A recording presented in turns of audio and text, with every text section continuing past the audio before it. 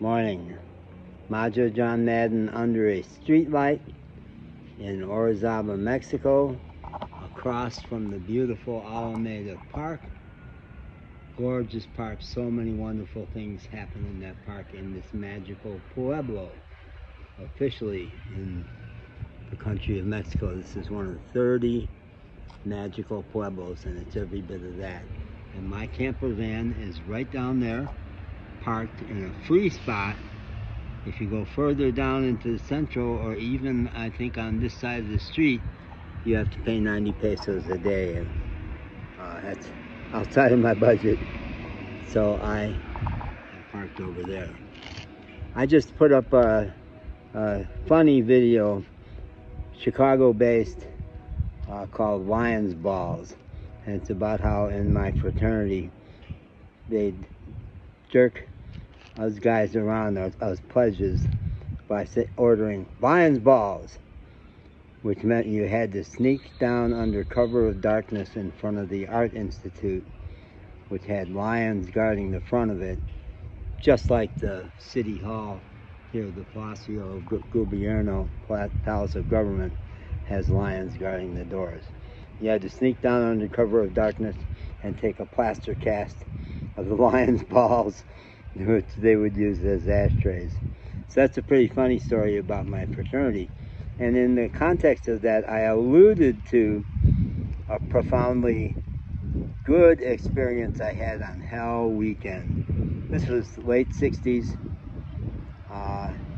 at a time when most fraternities in the US were stupid and abusive, and Hell Weekend was the epitome of that.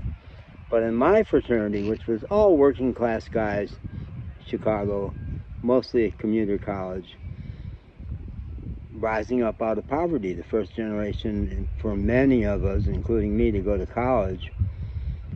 And in my fraternity, most of the guys were in pre-med, pre-dent, pre-law. They were smart guys who were trying to get ahead in life, and funny guys.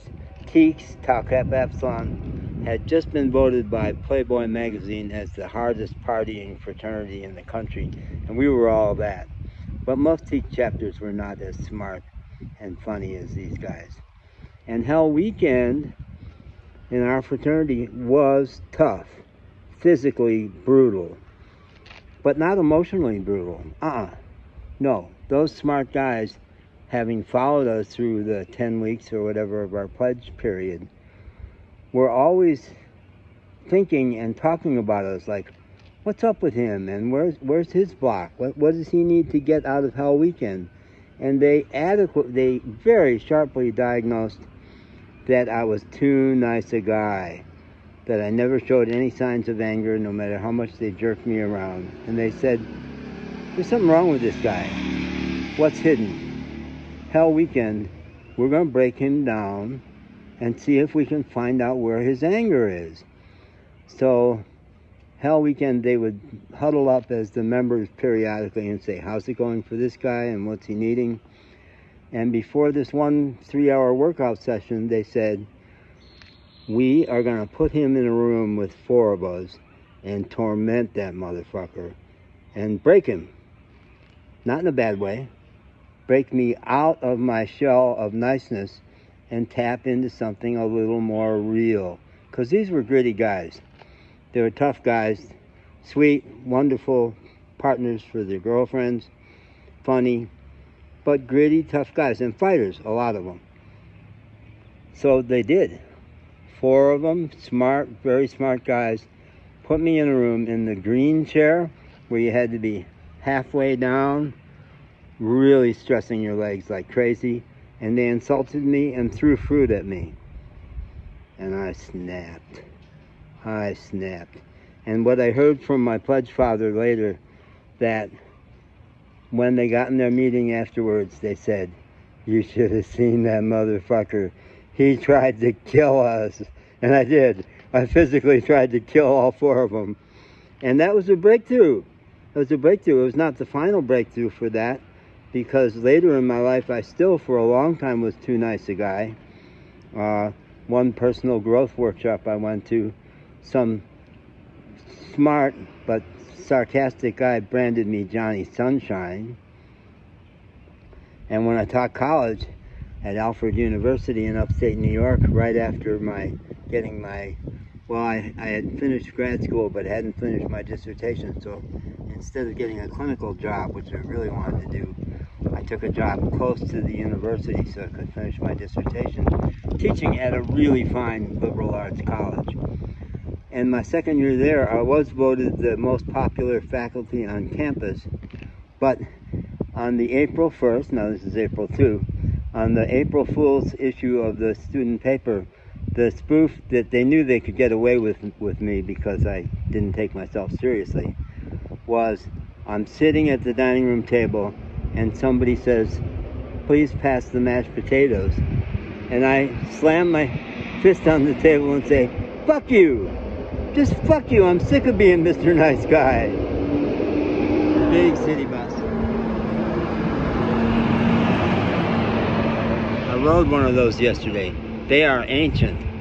They're stick shift, none of the windows open, no air conditioning. It was hot, but I got a good travel log of Orizaba. So I'm maybe one of the few people in the world that when they wake up, and that's a process we're all meant to go through, but mine was very similar to Eckhart Tolle, had hit bottom, absolutely hit bottom, snapped, and woke up. And got over 30 years of being misdiagnosed as bipolar, shook it, got off all my meds, and I've been essentially happy all the time for four years ever since. Yeah, 4.5 now. And I'm not a nice guy anymore. When I woke up, I tapped my capacity for anger, my capacity to not give a shit what anybody thinks of me. And I was giving an example in one of my videos yesterday about how I've changed from Mr. Nice Guy. In New Orleans in the winter of 22, my little Chihuahua, chubby Chihuahua Panchita, one of the world's all-time great dogs,